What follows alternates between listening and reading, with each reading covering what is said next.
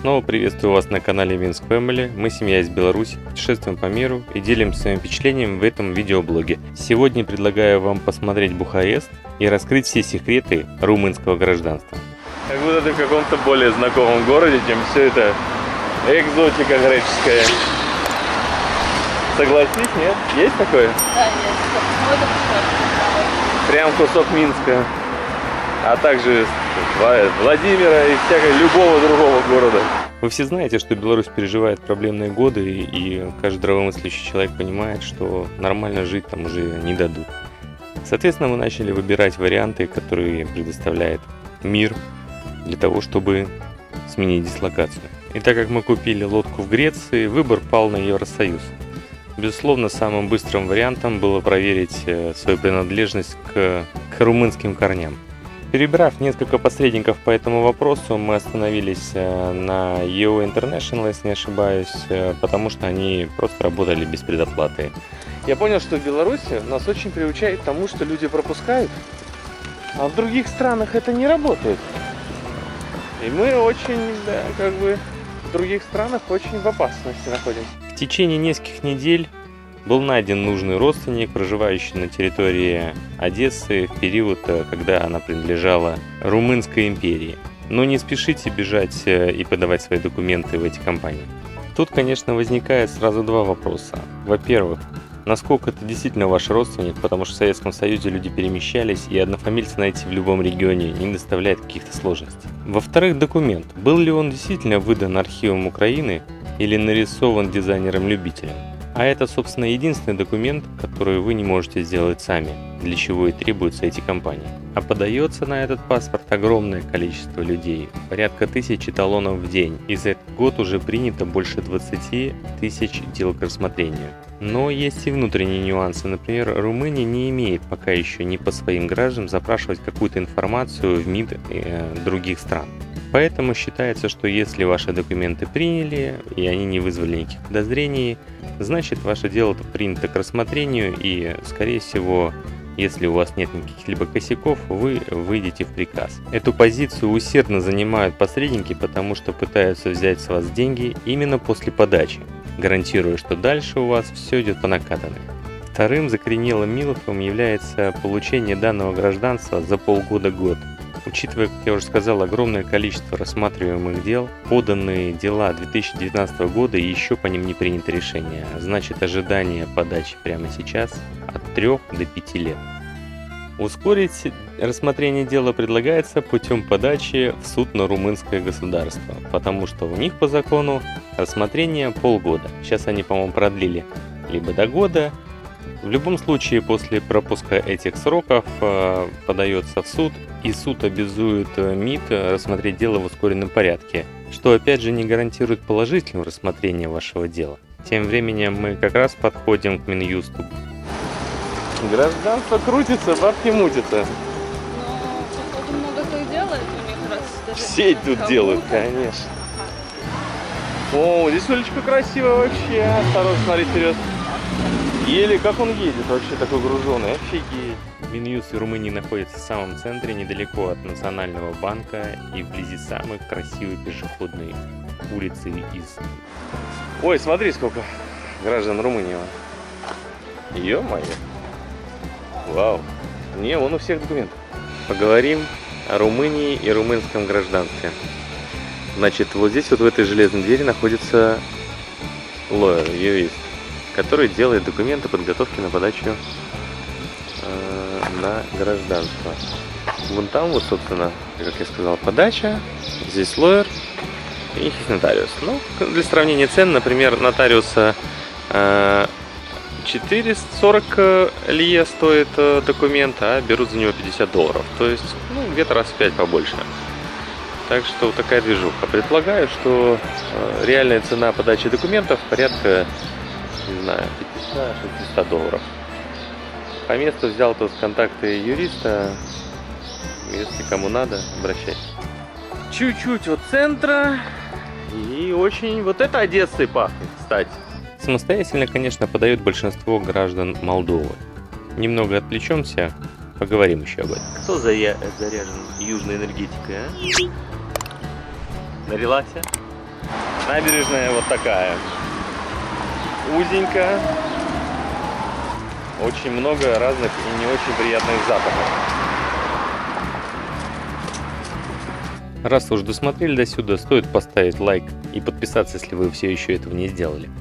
Есть несомненные плюсы подачи с адвокатом, безусловно, он формирует очень правильное и хорошее дело, записывает и проводит вас за ручку на подачу. Все это происходит очень быстро. К 12 часам мы уже прогуливались по городу. Некоторые посредники используют нотариуса для формирования дела. Настя говорит, что вот это диктатор. А кому-то еще стоит немножечко подрасти. После него вон какой рывок страна сделала.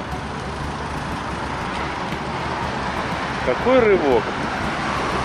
Евросоюз по-рыхлому. И вот такие памятники он оставил после себя. Вот это волосы.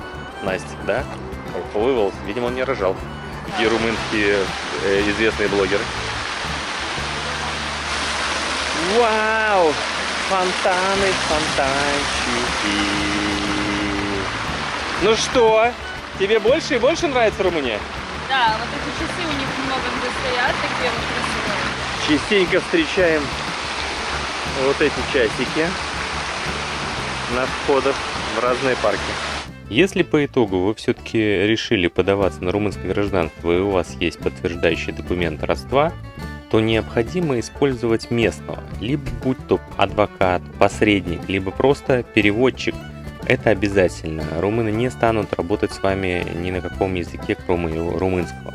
В среднем стоит, конечно, использовать посредника для формирования дела, чтобы это было правильно и красиво. А румынский нравится? Да. Приятно. Ну, то, он начинает... Лежит. До того, как ты подала документы на румынское гражданство, он был, менее интересен тебе? Да? Сейчас ближе, да, ты немножко чувствуется? Родство. Они корни, наверное. Да, корни пробиваются. Ты маме только сообщишь, что ты теперь румын.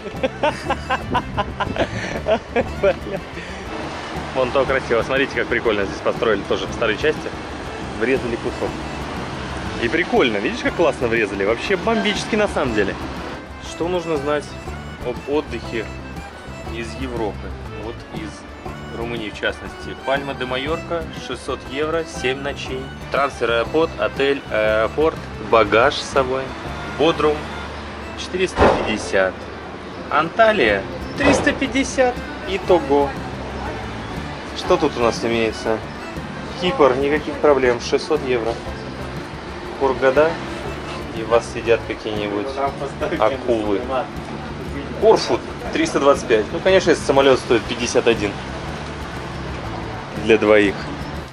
Ну что ж, что на самом деле не стоит делать? Безусловно, не стоит никому платить предоплату.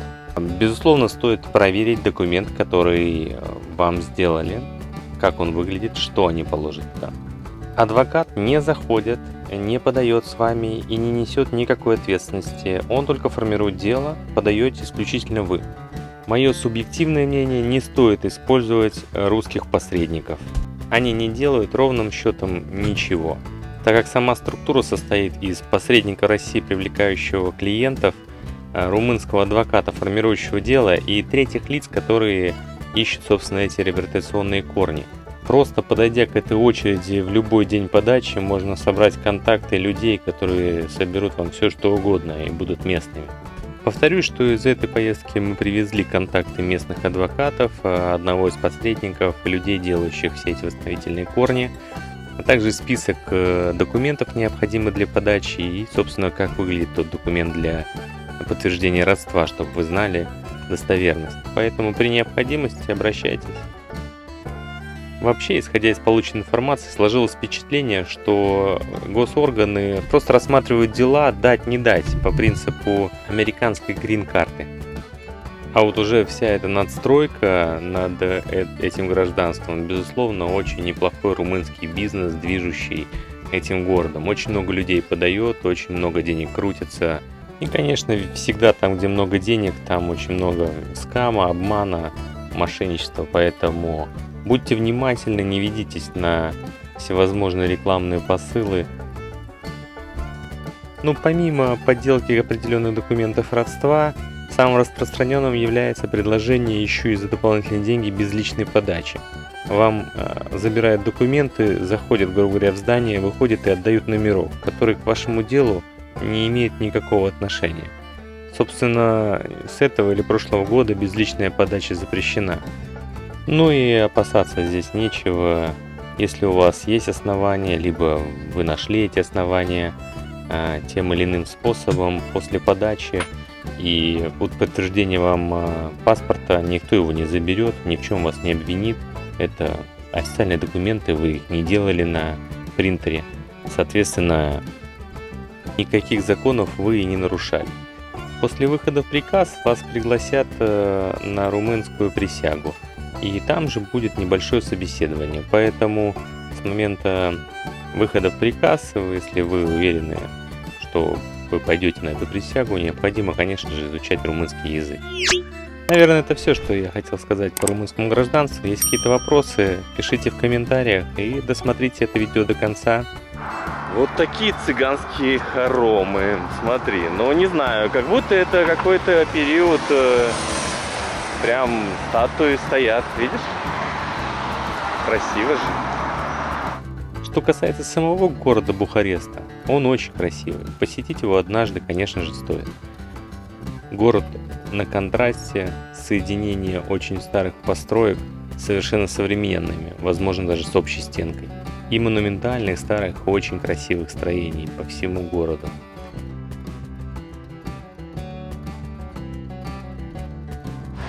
Итак, аэропорт Бухареста устроен следующим образом. Здесь зона отправления. Там сверху второго этажа прибытие. Напротив, вот вы выходите из зоны прибытия и сразу вот здесь вот трейн. Все трейн идут минут 20-30, 26-30 до Бухареста. Они вообще на любом. Ходят там дважды-трижды в час разные компании. Поэтому садитесь и прямо в центре оказываетесь. И ничего не надо. Таксишка стоит 50 их лье до центра, а поезд 5 на человека. Вот такие дела. И никаких нервов. И вы досмотрели это видео до конца. Пожалуйста, не пожалейте свой лайк, комментарий. Ну и подписывайтесь на нас, если вы все еще этого не сделали. И до новых встреч!